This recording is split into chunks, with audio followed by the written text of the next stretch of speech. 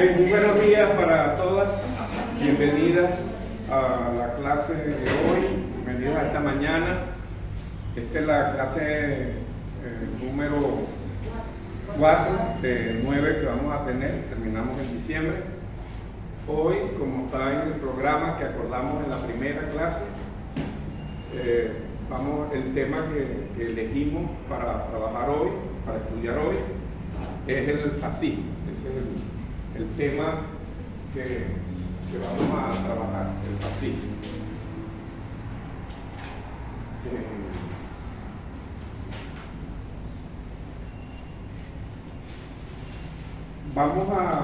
Voy a comenzar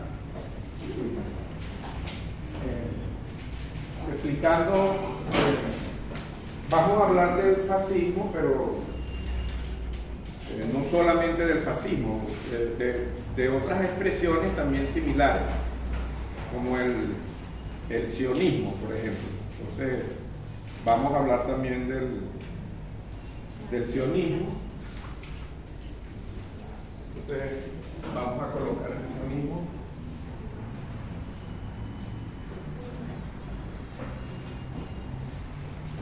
Vamos a hablar del fascismo, por supuesto, y vamos a hablar del nazismo. Incluso, aparte de esas tres, puede haber otras expresiones. Pero estas son las más importantes que queríamos compartir con ustedes.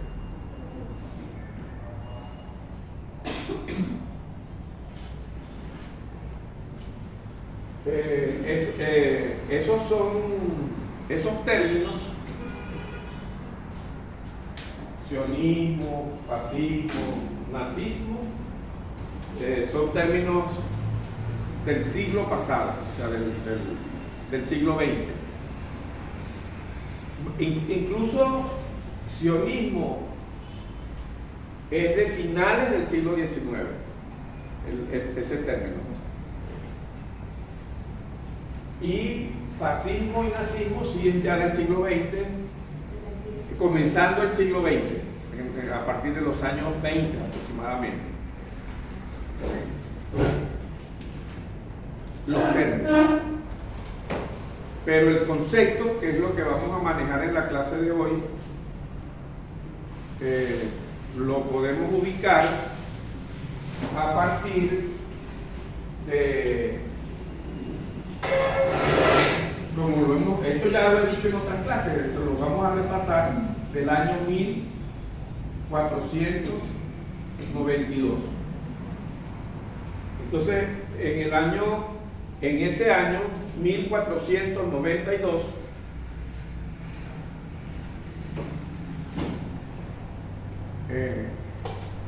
desde Europa se invadió nuestro continente, nuestro continente que los cunas, unos indígenas, Panamá, Colombia,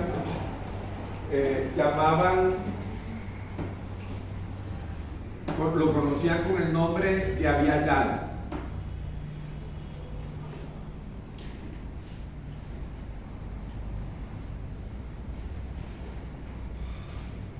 Hay uno que lo pronuncia Abya Yala, un vocablo indígena. Así conocían ellos nuestro continente. Era un continente poblado desde hace muchos años, ya para 1492 tenía muchos años y habían civilizaciones muy desarrolladas, incluso, pero muchísimo más, remotamente más desarrolladas de las de los invasores. México, los aztecas, lo que hoy es México, tenían ciudades de más de 10.000 habitantes. Los mayas habían construido, que ahorita en Guatemala, las pirámides en el planeta no han construido nunca pirámides tan grandes, ni siquiera las de Egipto como las que construyeron las mayas. Ahí están muy desarrollados aquí en lo que nosotros llamamos en la parte sur. De esto que estoy hablando es norte y Mesoamérica, donde estaban los aztecas y los mayas. En el sur estaban los incas, casi recorriendo toda esta parte del sur, también de mucho desarrollo matemático, o sea, en el campo de la salud, filosófico, en todas las disciplinas. Eran culturas muy desarrolladas. Hay restos, hacían cirugías que son de mucha complejidad, de neurocirugía. Eso se ve en los fósiles, ese desarrollo.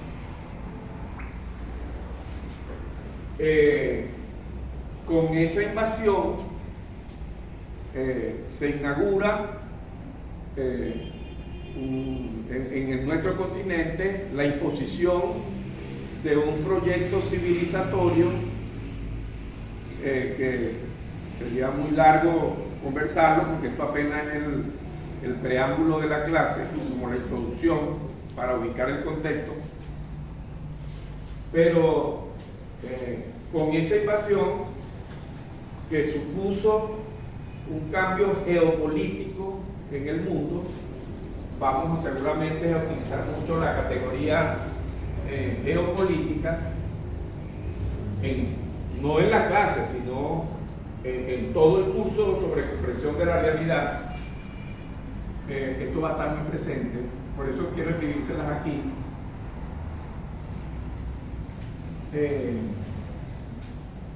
Hubo un cambio geopolítico.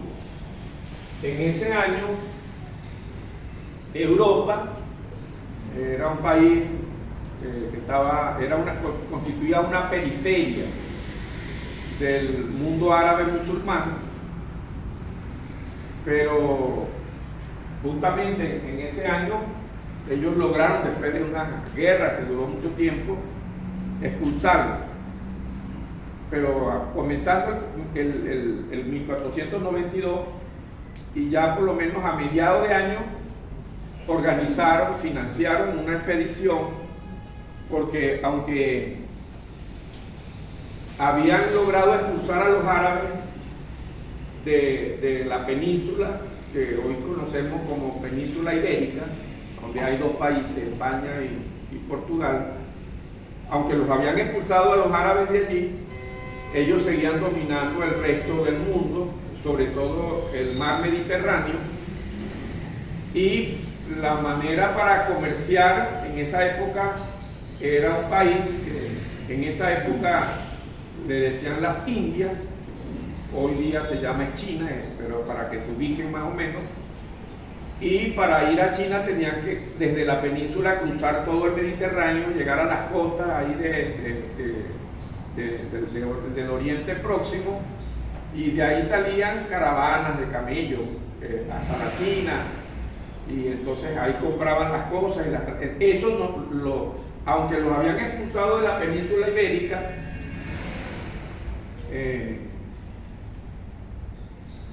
no podían, estaban complicados porque no podían comerciar con las Indias, con la China.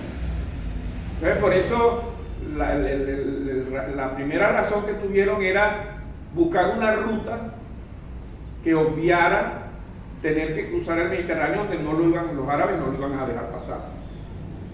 Entonces inventaron ya cruzar el Atlántico. Eso no era tan fácil porque en esa época el transporte marítimo era con embarcaciones, y en esa época las embarcaciones eran con velas, o sea, tenían unas velas y entonces el viento iba empujando las embarcaciones. El tema es que las corrientes de aire en el Atlántico son de oeste a este, entonces tenían que, ¿cómo podían agarrar el Atlántico si el viento soplaba en contra, pues. Entonces, pero ya habían unas tecnologías que habían desarrollado tanto en la península ibérica, lo que hoy llamamos España y Portugal, que son un tipo de embarcaciones, son pequeñas, las llaman carabelas, porque son unas tecnologías que logran, no viene al caso ahorita explicar los detalles, poder navegar, que el viento es una tecnología donde las velas tienen una disposición que permite navegar en contra, incluso que ayude pues, a llegar acá. Esa tecnología ya estaba, entonces eso permitió cruzar el océano Atlántico. Ellos, cuando vieron, en realidad, por donde ellos venían, ahí eran islas, era la parte insular, ya de lo que nosotros llamamos hoy el Mar Caribe, y ahí también habían poblaciones indígenas, pero no con el desarrollo que tenían en la parte continental.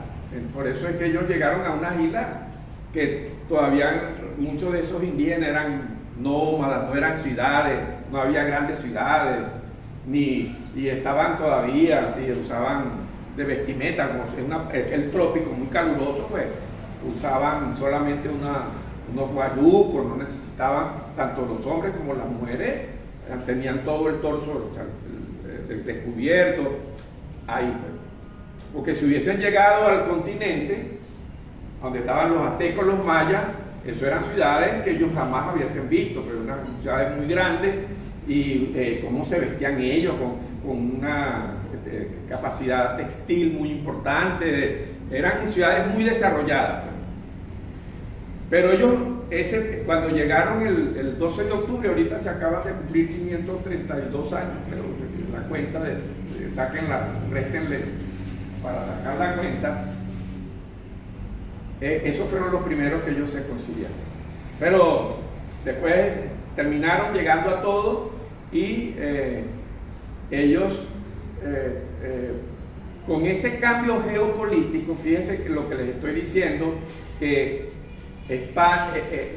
los habitantes de la península ibérica, lo que hoy llamamos españoles y portugueses, eran una periferia, porque el centro era Bagdad, o sea, el mundo árabe era el centro. Entonces, ahí, con la expulsión de los árabes, hubo un cambio geopolítico. Bueno, no solo con el acontecimiento de la expulsión de los árabes, principalmente por el acontecimiento de haber cruzado el Atlántico. Es decir, haber cruzado el Atlántico significó que los habitantes de esa península, que hoy la llamamos ibérica, se convirtieron de ser periferia de los árabes en ser centro.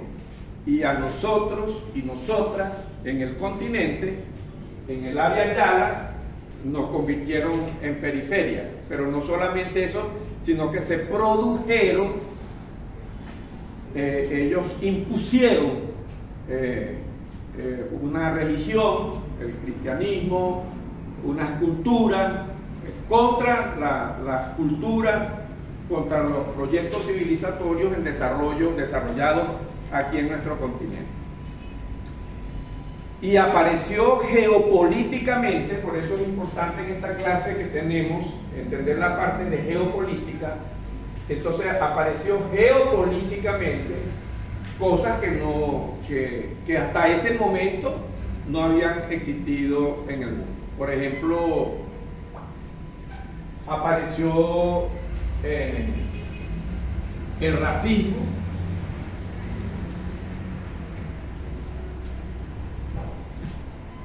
porque cuando ellos llegaron empezaron a discutirse los habitantes eran humanos o no eran humanos.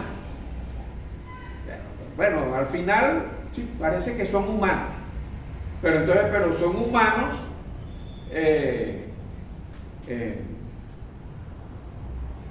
de segunda categoría, son como subhumanos. Eso no había, en el mundo nunca había habido esa visión. Aparece en 1492, el racismo. Luego, yo no digo los pueblos, no digo los pueblos de la Via Yala insular, de las islas, sino más bien ya en el continente se hicieron resistencia. Los aztecas hicieron resistencia, los mayas hicieron resistencia, los incas hicieron resistencia. Nosotros en Venezuela también hubo resistencia. Incluso nosotros, donde habían culturas con cierto desarrollo, pero no del nivel a que habían llegado las culturas aztecas, mayas e incas. Los arahuacos, que estaban también en el Caribe, pero aquí estaban. Y nosotros somos, Venezuela fue uno de los primeros los territorios poblados, contrario a lo que nos enseñaron en la primaria y en la secundaria, y creo que a lo mejor todavía lo explica, que en Venezuela hubo un poblamiento tardío, porque nos meten la mentira, es falso, no es científico, es una cosa ideológica, que bueno, que los que venían desde Asia llegaron y en esa época pudieron cruzar el estrecho de Bering, y del estrecho de Bering empezaron a cruzar todo lo que es el norte de la Via Yala, y después todo lo que es el Mesoamérica y después Suramérica. Y entonces después que estaban en Suramérica, ya habían pasado miles de años, algunos empezaron a entrar por Colombia y otros empezaron a entrar por Brasil, y así fue como se pobló Venezuela, desde Colombia y Brasil.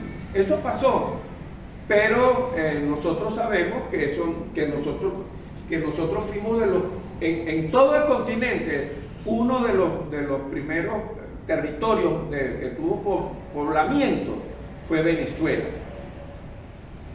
Y eso sí es científico, pero eso no lo enseñan. Pero yo quiero aprovechar en este curso con ustedes de comprensión de la realidad, para que cuando estén trabajando, cuando se gradúen, pues, y tengan estudiantes, niños, niñas que estén enseñando, puedan acordarse de esta clase y desmentir, o sea, esas mentiras de que nosotros fuimos, en Venezuela hubo un poblamiento tardío. Bueno, esa no es la única mentira que hay que hacer, por eso la estamos explicando a ustedes que están iniciando la carrera, para que también expliquen. Hasta el propio nombre nuestro de Venezuela también es una mentira, pues. Entonces nos dijeron que en realidad esta expedición de invasores se produjo en 1492, pero eso fue, como ya les he dicho, a las islas del Caribe, a México, donde ahorita en este momento, lo que ahorita es México, y también a Centroamérica. Llegaron a Centroamérica entre el 92, 93, 1494, 95. A Venezuela, a nuestro país, a Venezuela, llegaron por primera vez no en el 92, sino como unos 7 años después, en 1499 llegaron a Venezuela. Y como ustedes saben que Venezuela, esta es en la península que queda aquí está el lago de Maracaibo, aquí está otra península que esto es Falcón, así. Entonces, esto es el lago de Maracaibo. Y aquí está el golfo, esto es mar, que aquí ya es mar, el golfo que hoy llamamos Golfo de Venezuela. Entonces, cuando ellos llegaron, los invasores, cuando llegaron por primera vez a Venezuela, llegaron fue aquí, a esta parte donde está Falcón, pero y sobre todo por aquí. Aquí hay una barrera de asfalto, acuérdense que en el sur hay mucho petróleo, es una barrera de asfalto, es una barrera natural, ahí geológicamente, de asfalto que separa el agua dulce del lago de Maracaibo del agua salada del Golfo de Venezuela, esa barrera. Y en esas aguas, aquí, por aquí, hay islas, ¿no? Y hay una, por ejemplo, una isla, isla de Toba, por ejemplo. Entonces, llegaron en esa expedición en el año 1499, llegaron allí, aquí, a esta zona, y hubo resistencia, o sea, los que estaban ahí hubo resistencia, pero claro, ellos tenían algunas ventajas militares para esa expedición. En esa expedición la coordinaba, la comandaba, el que la dirigía, pues, era Alonso de Ojeda. Alonso de Ojeda. Pero ahí venían otros, por supuesto.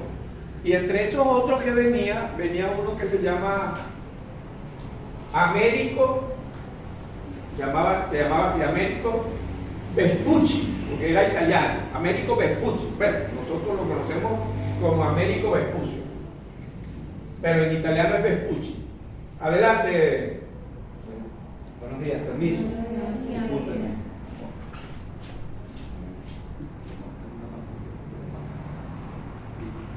Gracias. Bueno, el doctor William Arias, con gusto. Esta tarde me va a acompañar, posiblemente, ahorita va para UNEARTE. Él fue el que, nosotros estamos aquí desde temprano, el doctor William Arias nos acompañó. Esto lo consiguieron así, ustedes acomodaditos, así, todos los asientos de ustedes, porque mientras que yo arreglaba aquí las cosas, él estuvo un rato aquí, viene a despedirse y a traerme el saludo de la compañera Vicky. Aprovecho un inciso, el día 28 de este mes que cerramos la... Ponte por acá para que estoy grabando y entonces, ahí te ven, te haces detrás, déjate acá. El día 28... el día 28 de este mes que tenemos la jornada de investigación, ustedes están enterados. El cierre de la jornada de investigaciones, vamos a presentar una premiere de una película que filmamos aquí. Dos de los presentes que están aquí con ustedes son protagonistas de esa película. Les invitamos a que nos acompañen a las 4 de la tarde, este día jueves. Para que ustedes vean también otra parte de lo que hacemos nosotros aquí, precisamente lo que es la formación. Y bueno, están invitadas, a lo mejor algún día también les invito a que me acompañen a hacer películas como parte de lo que ustedes hacen en orientación. Gracias también. Bueno, hasta luego. Bueno, entonces ya saben, anoten por allí, jueves 28 de noviembre, 4 de la tarde, aquí en el auditorio, aquí abajo en el auditorio, se va a hacer la premiere. Por primera vez se va a presentar esta película que tiene ya meses que se está elaborando, pues ya con los guionistas, la dirección, producción. Esto es de la Universidad de las Artes, donde él va ahorita para allá. Ustedes lo recuerdan. Entonces, continuando con lo que les estaba diciendo, les estaba diciendo que esta expedición de invasores la comandaba Alonso de Ojeda. Pero ahí venían varios, yo les voy a decir los nombres, pero ahorita lo que me interesaba era decirle que venía esta persona que se llama Américo Vespucci, en italiano, el comer era italiano. Pero nosotros lo conocemos como Américo Vespucci. Ustedes lo han escuchado porque le enseñaron en la escuela y en el bachillerato que a este continente, que los cunas llamaban Abya-Yala, ellos le inventaron un nombre de ellos, entonces le pusieron América. Como yo, para no usar ese nombre que nos impusieron los invasores, por eso yo desde que comenzó la clase no he dicho América, pero ese es el nombre que tiene, si no he dicho Abya-Yala, pero en realidad América viene de Américo Vespucci, y Américo Vespucci venía en esa expedición, y entonces, como los historiadores, los que escriben la historia, que son los invasores, inventaron una historia falsa, un relato falso, que dijeron que cuando ellos llegaron aquí, los arawak, eran 5 etnias, familias de los arawak, que yo no se las voy, porque no quiero hacer digamos, excesivamente larga la clase, además que está limitada, porque hay una hora en que tenemos que terminar. No les puedo contar eso ahorita, pero solamente lo que quería que supieran, que aquí en la parte norte de la península de Perijá están unas familias, aquí están otras, aquí en el sur están otras, aquí en la costa oriental están otras, pero aquí estaban de las 5 familias, había una que era una familia de los arawak que estaban allí y vivían, ellos, sus viviendas eran en el agua, o sea, anclaban unos pilares y sobre esos pilares construían. Entonces, todos vivían en el agua. Entonces, esa etnia, eso sí, esta sí le voy a decir el nombre porque es importante que se lo aprendan. Se llaman, por todavía hay descendientes, los Añú. Los Añú. Entonces, los Añú. Bueno, las otras después, ahorita no las digo, pero ya ustedes lo pueden buscar, las otras etnias, Guayú, Yupa, Barí, esas son las otras etnias, ¿no? Pero me interesa es los Añú, porque como los Añú eran los que estaban, los Añú estaban aquí donde ellos llegaron, no estaban aquí donde estaban los Guayú, ni donde estaban los Barí, ni donde estaban los Caquetíos, llegaron donde estaban los Añú. Y claro, ellos hicieron resistencia, pero claro, al final se comunicaron con ellos. Estoy hablando de 1499, yo no sé cómo era que hablaban con ellos, porque a lo mejor eran con señas, pero se comunicaban. Y entonces ahí es donde ellos le preguntan a los Añú que cómo llaman ellos eso donde ellos viven. Entonces ellos les dijeron, yo no sé cómo pronunciarlo, porque ellos le dijeron Huene, Ciuela. El problema es que en los dialectos de las lenguas de los primeros pobladores desde el Abya-Yala, en ninguna, ni los mayas, ni los aztecas, ni los incas, ni nosotros, los Añú, en su lengua no existe ni la B, ninguna de las B. Entonces, que sí existían en el castellano. Bueno, ni decirles que también no iba a existir la Z. Pero ellos oyeron Venezuela, pero cuando uno de ellos, que no era ni Alonso de Ojeda ni Américo Vespucci, sino era otro de los que andaban con ellos, cuando regresaron a España, escribió un libro, un ensayo, un trabajo que se encuentra en el archivo de Indias, que queda en Sevilla. Sevilla es una parte de España y allá hay un archivo de Indias, porque acuérdense que ellos creían que habían llegado a las Indias, entonces ese archivo se quedó con ese nombre, Archivo de Indias. Entonces allá hay un documento que ustedes, si algún día como investigadora se meten en ese ámbito y viajan, pueden ir al archivo de Sevilla, buscan un libro de este año, o del año siguiente, que escribió él, y entonces él escribió eso. Yo, si ustedes quieren, o a lo mejor se lo voy a ofrecer de una vez, esto que yo estoy explicando ya yo lo he escrito, entonces lo tengo por escrito con más detalles, con fotos y todo para que lo vean. Yo se los voy a colocar en el grupo que tienen para que lo lean si les interesa. Entonces ellos le dieron Venezuela. Entonces en el artículo que les voy a enviar está explicado lo que eso significa, que es como pueblo. La expresión añú significa pueblos de agua, eso es lo que significa añú. Y Venezuela es sobre las viviendas, sobre el agua, sobre esa plataforma que está aquí. De manera que nosotras y nosotros tenemos el orgullo de que nuestro país, el nombre de nuestro país, no es un nombre impuesto por los invasores, no fue impuesto por los invasores como otros nombres que pusieron en otros países. Imagínense, Colombia, del primero que inició la invasión, de Cristóbal Colón. Entonces, nuestro nombre, Venezuela, es nuestro nombre, colocado por los pobladores de nuestro Aviala. Venezuela viene de allí.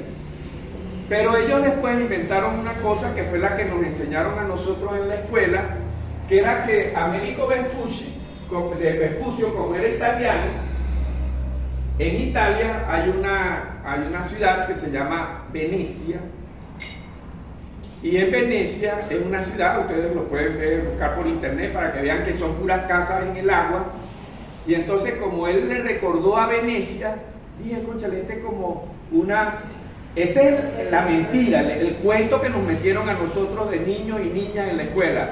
Ay, ese es Venecita. Entonces, pero en verdad ese cuento no tiene ningún sustento, hasta el nombre, porque si hubiese querido ponerle Venecita, nosotros nos llamáramos Venecita, pero no, era un nombre peyorativo que era Venezuela. Entonces es un nombre peyorativo. Y le digo,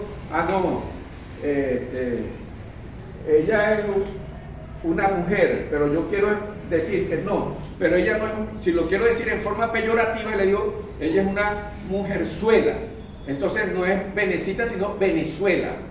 La carga peyorativa que tiene eso. Y eso es nosotros lo hemos repetido, y lo que nosotros queremos es cortar, ojalá con esto para ustedes, para que nosotros podamos hacer esa corrección, esa mentira, esa falacia que altera, pues, que afecta nuestra propia dignidad como venezolanos. Entonces Venezuela, ese es el nombre de Venezuela. Bueno, esa es, pero con esa historia, que es la que, para retomarla, también no solamente hubo el racismo, no solamente yo le expliqué aquí el racismo, pero también, como hubo resistencia, hubo un exterminio de los pobladores, exterminio. En un programa que hubo ayer no, el 6 de, hoy es 8, el 6 de noviembre terminó el foro parlamentario antifascista. Estamos haciendo la clase el 8, pero el 6 terminó en Caracas, un foro donde vinieron casi 60 países del mundo, de todos los continentes. Se reunió en una sala de convenciones que hay ahí en La Carlota. Ahí estuvieron varios días de todas las partes del mundo. Entonces, en la clausura intervino el presidente. Si quieren, para complementar esta clase, pueden buscar por YouTube la intervención del presidente de Venezuela, Nicolás Maduro, la intervención que hizo allí, y porque les va a ayudar como el foro mundial antifascista. ¿Cuándo fue eso, profe? El 6 de noviembre. fue la clausura. Ustedes ponen en YouTube, colocan clausura, Maduro, y ahí aparece, ¿no? Claro, a lo mejor va a haber un video donde habla Jorge Rodríguez, hablan otros allí, habla la compañera una compañera cubana, pero se busca nada más cuando empiece a hablar Maduro y escuchan, porque ahí en esa clausura del foro, la intervención del presidente explica un poco esto que yo les estoy explicando a ustedes, y entonces ahí dice, lo dijo hace 2 días, el 6 de noviembre, que de los aproximadamente 100 millones de indígenas que había en el Abya Yala, los asesinaron, los mataron a 80 millones, quedaron apenas 20 millones. Bueno, en algunos países, hay países, por ejemplo, como en Estados Unidos, que ahí no quedó nada, ahí no va a haber unas cosas así como unas reservas por ahí, unos grupitos, pero en nosotros quedaron como 20 millones. Aquí en Venezuela muy poquitos también, a lo mejor quedaron bastantes en Perú, en Bolivia, que hay bastantes todavía. Bueno, pero lo que quiero decir que este cuento se lo estoy echando es porque además del racismo hubo un genocidio. Bueno, entonces, y además del genocidio hubo otras características, como la ocupación del territorial, de apropiarse, de expandirse territorialmente.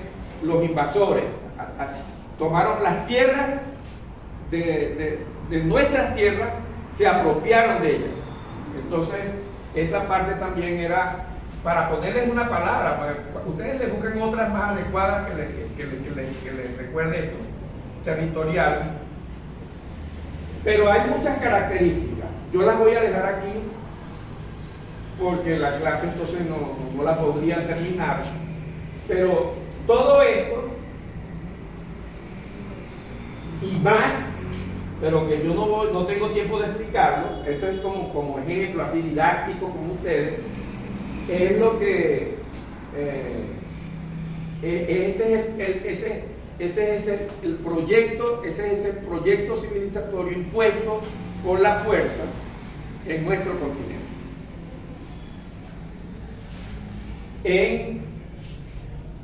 A partir de 1492. O sea, lo que estamos hablando, lo que estamos explicando hoy en la clase sobre el fascismo, no es hoy, o sea, tiene 532 años, el fascismo, pero claro, no se llamaba fascismo. ¿Cuándo empiezan a aparecer estos nombres? Estos nombres comienzan a aparecer en Europa. Entonces, aquí está Europa.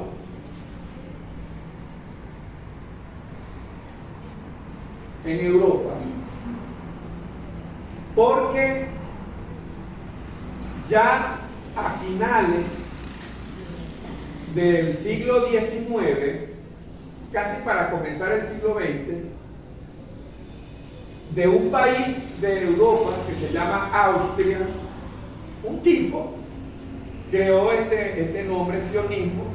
Sionismo viene de una ciudad que hay una colina que hay en Jerusalén, que se llama Sion, y que él era digamos, descendiente de judíos, austríaco, un europeo, pero de la religión del judaísmo. El judaísmo además de una cultura, es una religión. Entonces, él creó una ideología que él decía que los judíos que ya donde estaban los judíos, que eran en el Medio Oriente, ya ahí no había judíos, hacían siglos y siglos. pero porque había una diáspora pues, de judíos, estuvieron en la península ibérica, en Europa. Bueno. Entonces esos judíos, dice Corchales, él inventó a finales del siglo antepasado, el siglo XIX, escribió libros, pero uno muy importante, diciendo explicando que los judíos que estaban en la diáspora, o sea, esparcidos por todo el mundo, tuvieran una tierra donde ellos vivieran, un estado, tener un país, un estado judío. Y entonces él en ese libro dice, Corchales, ese estado puede ser en Argentina, que ellos vengan, invadan Argentina y ahí hacen un país que ahí mismo le escriben, le vamos a poner ese país el nombre de Israel. Al final, para abreviarles la historia, por eso sí está escrito y lo pueden ver, lo pueden ustedes averiguar más tarde, ellos resolvieron tenían varias opciones, Argentina era una, pero había también la opción de ir a Palestina, donde estaban ocupados. Ese europeo, austríaco, eso también tiene una influencia en una isla que hay en Europa, que se llama la Gran Bretaña, una isla, y bueno, y está aquí Estados Unidos, entonces ellos están ahí, ellos al final, donde hoy día es Palestina, eso estaba dominado por esta isla, por la Gran Bretaña. Y como ahí en la Gran Bretaña eso tuvo mucho auge, esa ideología del sionismo, entonces bueno, finalmente fueron allí y en el año 1948 entraron y expulsaron se metieron en una parte de Palestina, eso incluso con el apoyo de las Naciones Unidas, y entonces fundaron el Estado, pero claro, ocupando la tierra donde estaban ahí milenariamente viviendo los palestinos, le quitaron eso a los palestinos, ese terreno. Pero ese terreno que agarraron, después se siguieron agarrándole. Entonces ahorita, por ejemplo, este año han destruido completamente una parte de Palestina que se llama Gaza, y la han destruido para que se vayan, para ellos tomar ese terreno. Y hay otra parte de Palestina que es Cisjordania, que también están ahí, ya la capital de Palestina, que es Jerusalén, porque no es la capital de ellos, es Tel Aviv. Ellos se agarraron y entonces ellos dicen no, que su capital es Jerusalén. Y entonces muchos países, no es el caso nuestro que ni siquiera tenemos relaciones con ese país, con Israel, pero muchos países mudaron la embajada de Tel Aviv a Jerusalén, la capital de Palestina. Pues. Es para que ustedes vean, pero no solamente eso, sino que agarraron, por ejemplo, un país que limita con Israel, que se llama Siria, también lo invadieron y le agarraron un terreno ahí muy importante estratégicamente, que son las alturas del Golán. El Golán es sirio, toda la vida ha sido sirio y ahorita lo tiene Israel. Entonces se han metido en Siria, se han metido en Gaza, para agarrar todo Gaza y matar a toda esa población. Eso es lo que estamos llamando genocidio. Y no solamente eso, sino también a otros países, como por ejemplo el Líbano. El Líbano queda en el norte de Israel, y entonces para tomar eso. Entonces esa guerra que ustedes ven ahorita de Israel contra Siria, contra el Líbano, contra Palestina, ya sea en Gaza como en Cisjordania, toda esa es para matar a toda la gente. Entonces, no tengo tiempo ahorita, solamente quiero que en la clase quede lo más importante que yo quiero comunicarles a ustedes en la clase, es que estas y otras que yo no las he tocado para abreviar la duración de la clase, todo eso es racismo, genocidio, todo esto es el sionismo, es lo que es la clase de hoy, que es el fascismo. O sea, para que vean que si lo llaman sionismo, si lo llaman nazismo, si lo llaman fascismo, es eso lo que tenemos. Entonces, y en Venezuela, en nuestro continente, en el Abya Yala, el año pasado, a finales del antepasado, hubo unas elecciones y la gente votó por un candidato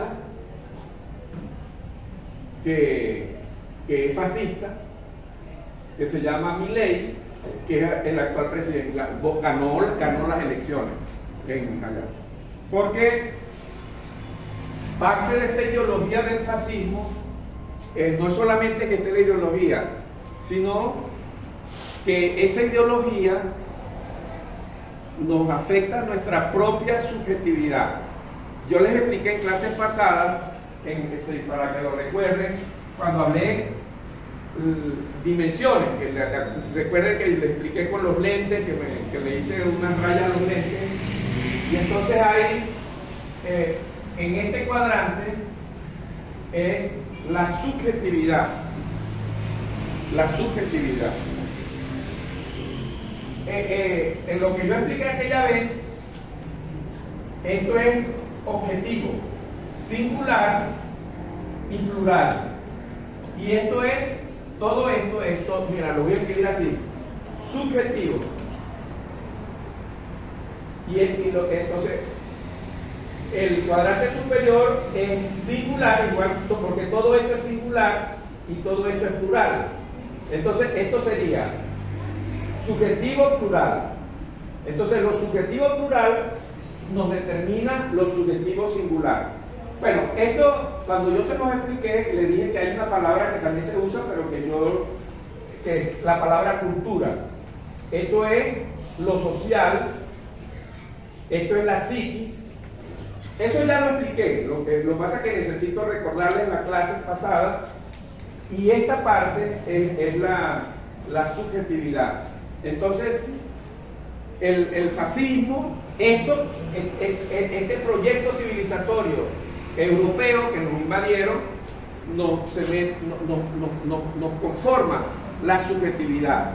Entonces, nosotras no pensamos, bueno, yo digo nosotras porque los varones no vinieron hoy, y bueno, para no estar diciendo nosotras y nosotras, entonces yo digo nosotras, entonces nosotras no pensamos como si fuésemos del Abya Yala, como si fuésemos de Venezuela, sino que pensamos como si fuésemos europeos o europeas o estadounidenses. Entonces, eso es lo que se llama subjetividad. Yo les había... adelante. Vamos entonces, que me gusta cuando me interrumpe para...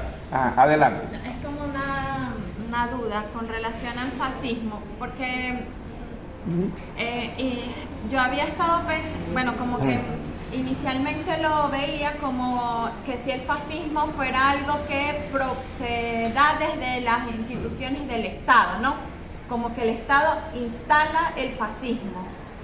Pero últimamente, y frente a los acontecimientos como más recientes, que la gente habla de neofascismo, es cuando yo comienzo como a cuestionar esta parte que usted establece, que no es solo como que se instalan las instituciones del Estado, que habíamos hablado que el nazismo, las formas del fascismo, que el nazismo se vivió en Europa, tanto en Alemania como España e Italia, fueron como fuentes del fascismo, pero eran porque desde su gobernanza había estas prácticas, ¿no?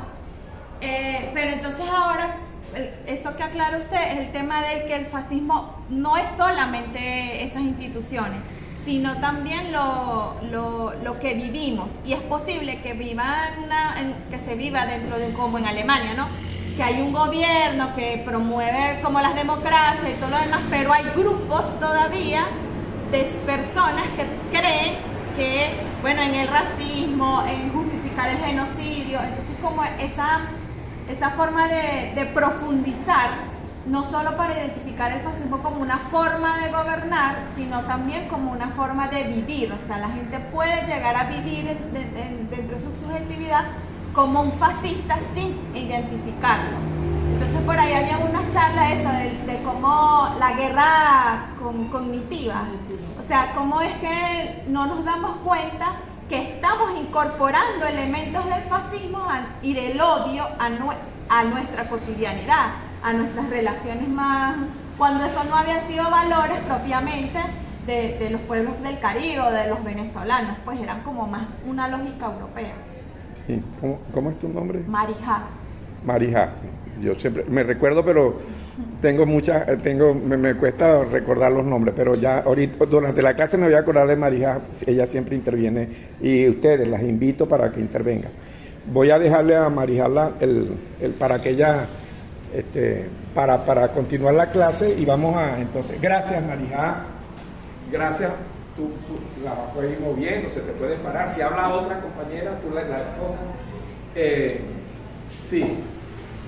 Primero que estoy de acuerdo con toda la reflexión, el aporte que ha hecho Marijá y yo lo comparto. Entonces, y eso es precisamente, le agradezco a mucho que me haya interrumpido porque eso es lo que yo estaba tratando de explicar. Ella lo explicó mejor de lo que yo lo hubiese hecho, pero lo que quiero decir es que a eso es lo que nos estábamos refiriendo, a esa parte de la subjetividad.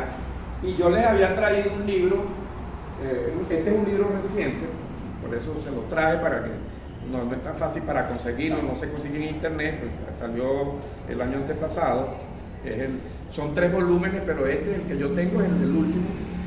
Entonces voy a leerle un párrafo de este autor que se llama Enrique Dussel.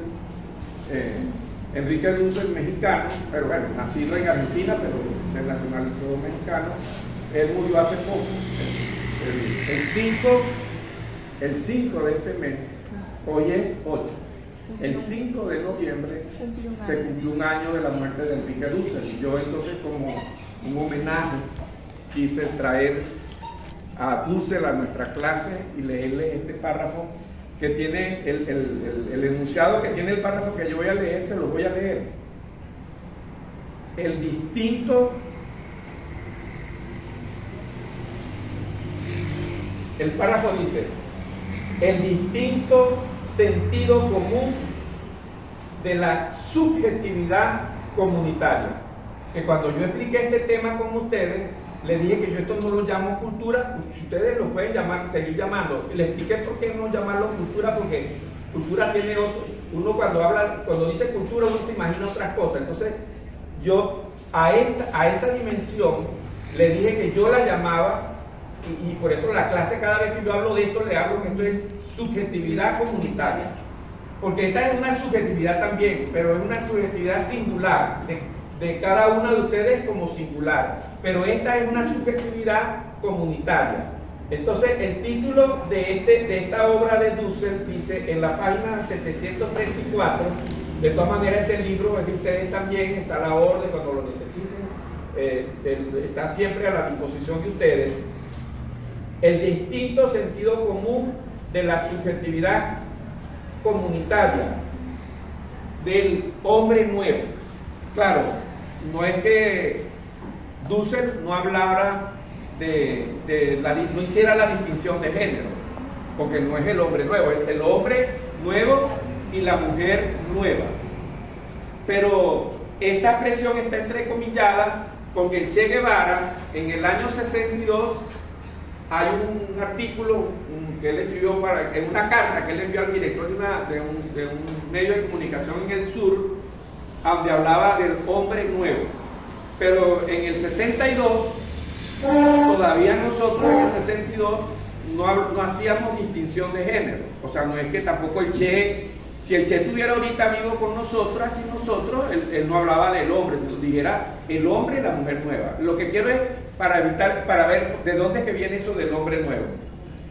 No es nada más lo que les voy a leer, sino explicarles un poco el contexto del párrafo. Entonces, a lo mejor no voy a leerles todo el párrafo, porque el párrafo no es que es muy largo, es desde aquí, desde aquí donde comienza,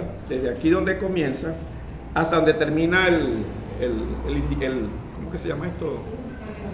El indicador, ¿verdad? El marcalibro. Ajá. Esto es el párrafo, pero yo le voy a leer nada más un poquito, nada más para... Después, si ustedes quieren, me lo piden, yo se lo transcribo y se lo envío completo, o le envío a lo mejor todo completo. Pero ahorita solamente quiero leerles esto, hasta donde hay un punto que termina como Che Guevara. Entonces, presten atención, voy a leer este párrafo que se los traje, lo preparé para la clase. En el retorno al pasado de los procesos progresistas o revolucionarios o situaciones políticas que aparecen como definitivamente superadas, entre paréntesis, este último, la Unión Soviética y Europa del Este, por ejemplo, cierra paréntesis, que de miembros de un socialismo real, pasaron rápidamente a aceptar el neoliberalismo más ortodoxo con el consumismo patológico de Europa Occidental. Se explica también por qué la política, los gobiernos intentaron ocuparse revolucionariamente de las estructuras en situaciones objetivas de los sistemas, esto es de las situaciones objetivas de los sistemas políticos y económicos, y no tuvieron un cuidado paralelo en educar la subjetividad. Escuchen bien, no tuvieron el cuidado de educar la subjetividad del pueblo dentro de un nuevo sentido de lo cotidiano y colectivo. Hubiese sido el hombre nuevo de Ernesto Che Guevara. Recuerden que es un pedacito, ni siquiera es el párrafo completo. Después lo pueden revisar, que era lo que acababa de plantear ahorita María, es decir, nosotros podemos hacer una transformación. Acuérdense que este curso es comprensión de la realidad, pero la realidad se comprende no simplemente por comprenderla, sino para transformarla, porque si no, no tiene sentido. Entonces, usted puede cambiar, como dijo María, puede cambiar las instituciones. Uno las puede cambiar. En la experiencia de la Unión Soviética se cambiaron las instituciones. Las partes objetivas, como lo explica aquí Dussel. Pero si usted no cambia esa parte subjetiva, la subjetividad comunitaria, no ha cambiado nada. Tarde o temprano, como pasó en la Unión Soviética a finales de los 80, comienzos de los 90, implosiona y desapareció. Entonces, eso es lo que nosotros queremos, y sobre todo en personas como ustedes, chicas como ustedes que están estudiando la licenciatura en educación, en la mención orientación. Nosotros lo que queremos es explicar en esta clase que cuando ustedes vayan a estar ahorita en los ambientes con los niños y las niñas, donde ustedes van a estar como licenciadas en educación, en la mención orientación, tenemos que tener muy presente, ojalá que no se les olvide esta clase comenzando su carrera, de que si no cambiamos la cultura, es decir, si no cambiamos la subjetividad comunitaria, aunque cambiemos las cosas subjetivas, las instituciones, no cambiamos nada, tarde o temprano regresa.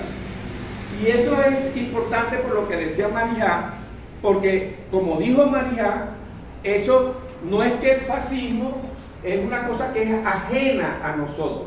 Ahorita, por ejemplo, nosotros tuvimos en el mes de julio unas elecciones, el 28, que las ganó abrumadoramente, no fue así como por 300.000 votos, no, más de 1 millón de votos de diferencia. La ganó el presidente Nicolás Maduro. Entonces, el fascismo, que también tenía su candidato aquí en esas elecciones, dijo no, que esas elecciones él era el que ganó. Y él todavía dice que las ganó. Y ahorita el 20 de enero él se va a juramentar, dice que se va a juramentar allá, me imagino, no sé, en Estados Unidos, no sé, ni siquiera en España. El 20 de enero va a ser el presidente de Venezuela. Eso lo es el fascismo. Pero el problema no es, yo no digo del partido fascista que lo respaldaban, porque no es eso lo que yo quiero plantear, sino lo que planteaba María, que eso está también en nosotros, en nuestra subjetividad. Entonces, aquí en Lara, ustedes no lo saben, pero yo sí que, yo tengo a veces que viajar por todos los municipios, y entonces, viajando al municipio Urdaneta, les voy a decir, el municipio, un municipio muy apartado, Urdaneta, la capital es Siquisique, pero es viajando por los pueblitos. Entonces, Moroturo, y le estoy diciendo Moroturo porque Moroturo es un pueblo grande, ¿no? Pero hay unos todavía más pequeños. Entonces, ahí, después del 28, yo fui, y entonces estaba reunido toda la gente del pueblo, que duraron varios días, que no tenían comida, porque en ese pueblo lo que hay es nada más una bodega. Entonces el bodeguero no es, el bodeguero que tiene esa subjetividad comunitaria del fascismo, no le vendía a ninguno de los que identificaban como chavistas. Ellos, por es un pueblito pequeño, saben quiénes son y quiénes no son, no le vendían comida. ¿Entienden? Captan la idea de que el fascismo que estamos hablando aquí no es una cosa como ajena, abstracta, sino es una cosa concreta. En el estado de Bolívar, una señora que era dirigente de chavista, era la jefe de Hueché, además estaba como la cosa de los CLAC, era una dirigente pues, de ese barrio. El vecino de al lado, un muchacho pues así, de la edad de ustedes, pues, el vecino de al lado, después de las elecciones del 28, se fue a la casa y la mató y le encajó un pedazo, una estaca de madera en el pecho, una cosa así terrible. Bueno, les puedo echar infinidad de cuentos de lo que hubo en Venezuela durante el 29 y 30 con el fascismo. Pero yo lo que quiero que captemos en la clase de hoy, que ese bodeguero de un pueblito del municipio Urdaneta del estado Lara, o ese muchacho, un joven, que se metió en la casa de al lado y asesinó a esa señora, no es ningún de las élites de la oligarquía, es un muchacho de barrio, pobre. Como pobres eran todos esos malandros que salieron a quemar locales, centros de policía, todo eso que hubo en ese golpe de estado que vivimos, que sufrimos el 29 y 30 de julio, y que ahorita están preparando para el 20 de enero, entrenando inmigrantes, preparándolos. No sabemos cuáles exactamente los planes, lo veremos el 20 de enero, que es lo que va a pasar el 20 de enero. Entonces lo que quiero decirles es que esta clase que estamos dando hoy es una clase que no es una realidad abstracta, ajena, sino que la vivimos en la cotidianidad del vivir. Y ya hemos explicado esto, pero como las clases siempre me quedan cortas, yo preparo las clases como, será que yo creo que voy a estar toda la mañana con ustedes, y preparo todas estas cosas, pero ya vi que cuando ya yo veo, me quedan 10 minutos, entonces no, ya 10 minutos no me va a dar tiempo. Entonces quiero decir una parte que quería decirles hoy, que es con la que voy a terminar en estos últimos 10 minutos que me restan de tiempo, porque la clase están contempladas para hacerla desde las 7 de la mañana a las 8:30. Entonces yo a las 8:30 haya terminado de explicar lo que había preparado en la clase, o no, la vamos a terminar. Entonces yo lo que quería era sobre este tema explicarles hoy, para eso, y con eso no voy a explicar muchas cosas importantes que las había preparado para ustedes. Pero esto sí no quiero despedirme de ustedes hoy sin decírselos. Entonces, eso que nosotros vivimos hace 532 años, eso que vivimos, nosotros lo conocemos pues, desde hace 532 años.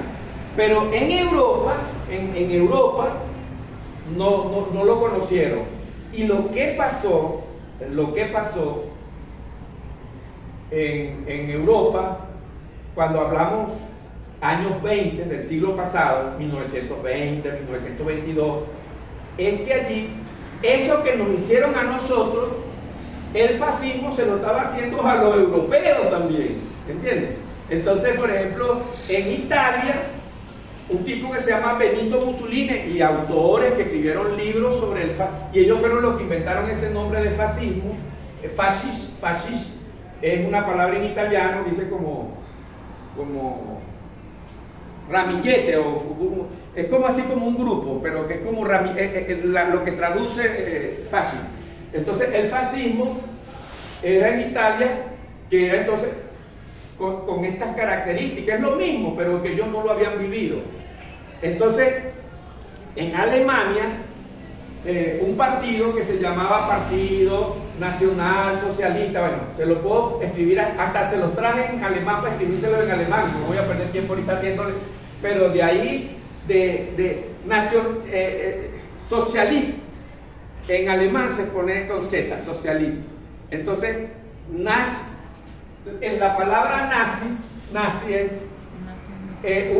como un acrónimo, o sea, como para no, como el nombre del partido es Partido Socialdemócrata, es un largo, un nombre casi que como una línea completa el nombre. Entonces ellos lo abreviaron NA Nacional Socialista con Z. Entonces eso es lo que significa nazi. En esos mismos años, entonces ya le expliqué el sionismo, de dónde viene el fascismo. Bueno, aquí hay otras expresiones, Marija lo dijo ahorita, que hay también que la van a encontrar, que entonces es neo significa, ese prefijo significa nuevo fascismo. Bueno, este no es el fascismo de cuando llegaron aquí a invadir a los añú ahí en los pueblos, ahí en la isla de Toa. Entonces se llama también, esta es otra palabra, neofascismo. Esa es otra palabra que se puede utilizar, neofascismo. Entonces, sionismo, fascismo, neofascismo, nazismo, ya ustedes saben más o menos qué es en la clase de hoy. Espero haber, aunque sea muy someramente, explicar qué es lo que significa eso y por qué es algo que forma parte de nuestra realidad. Y este curso que nos asignaron a nosotros estudiar, que es comprensión de la realidad, no podía obviar este tema tan importante del fascismo, ¿no?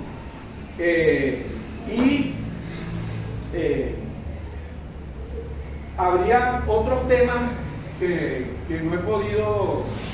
no voy a poder trabajar con ustedes, pero esto es lo más importante que yo quería hoy comunicarles sobre este tema del fascismo.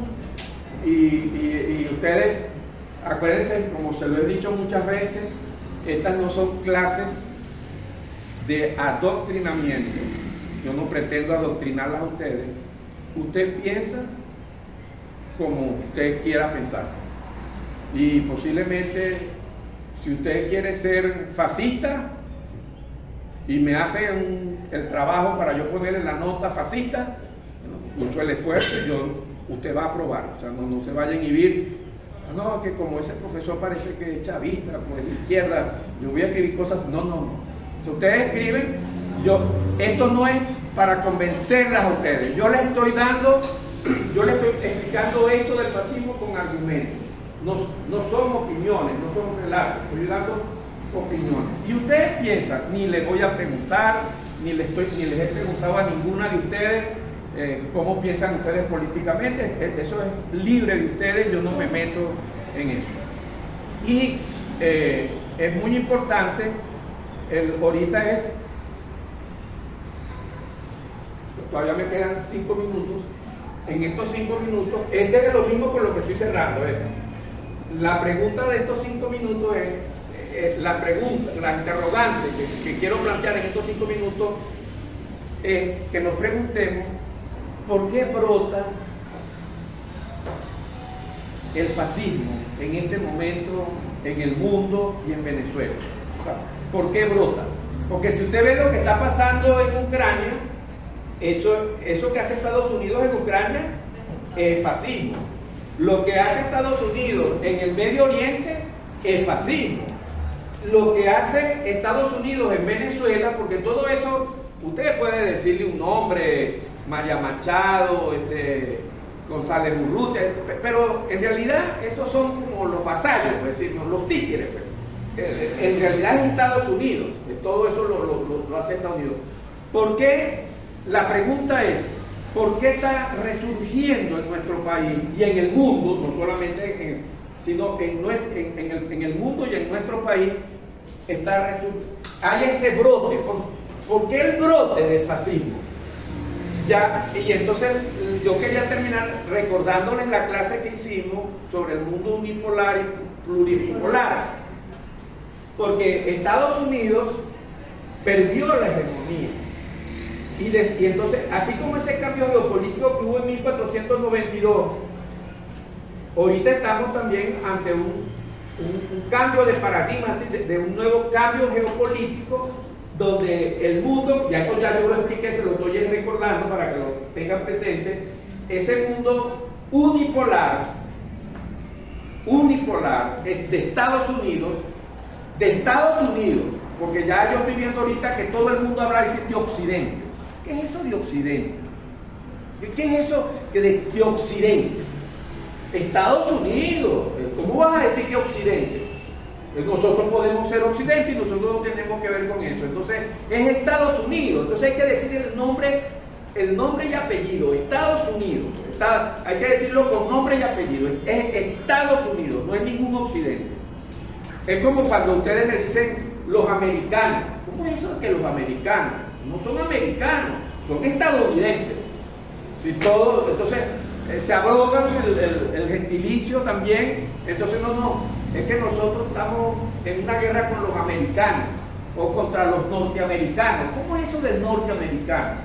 Norteamericanos son los mexicanos, no es el norte de América. No. Entonces no caigamos en esas trampas del lenguaje de decir Occidente. No, nosotros por lo menos en esta clase decimos con nombre y apellido. ¿Por qué hay un brote de fascismo en el mundo, incluyendo en Venezuela? Porque Estados Unidos, que era el hegemón, la potencia hegemónica desde 1945, eso lo expliqué en la clase pasada, perdió la hegemonía y entonces nosotros constituimos una amenaza contra las posibilidades, la ilusión que se han planteado los Estados Unidos, los gobernantes en Estados Unidos, de recuperar la hegemonía, que la perdieron y la perdieron para siempre, no van a recuperar. Y entonces por eso explicar un poco, para que tengamos una explicación en este curso de comprensión de la realidad, porque hay un brote en este momento, hay un brote porque Estados Unidos, una vez que entra en crisis en su hegemonía, pretende recuperarla. Esa es un poco la explicación. Y bueno, ya ahora sí, ¿verdad? Se agotó el tiempo.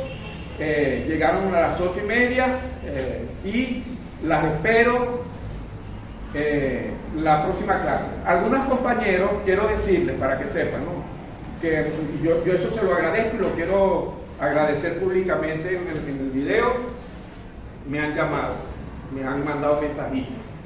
Les voy a decir solamente dos ejemplos. Por ejemplo, un compañero me dice: profesor, discúlpeme, yo hoy no puedo ir a la clase porque por problemas de pasaje, o sea, no tengo pasaje para venir a la clase. Y otro compañero me dice: ayer con el aguacero que hubo, la lluvia que hubo ayer, yo andaba, me mojé todo y yo tengo toda la ropa mojada y los calzados, o sea, los zapatos están mojados, yo no voy a poder ir a la clase. Lo que quiero decir es que para que sepan que para el próximo miércoles se van a estar otros compañeros, pues no, por las razones que hayan tenido, pues, y agradecerles a los que se han tomado el trabajo de escribirme anoche. Perdone, profesor, que le escriba tan tarde de la noche, pero es que mañana o esta mañanita temprano, casi a las 6 de la mañana, me llegan mensajes: profesor, yo no voy a poder ir hoy porque la ropa la tengo mojada. Y, bueno, para que sepan eso. Bueno, las amo, las espero el próximo viernes. Muchas gracias por todo.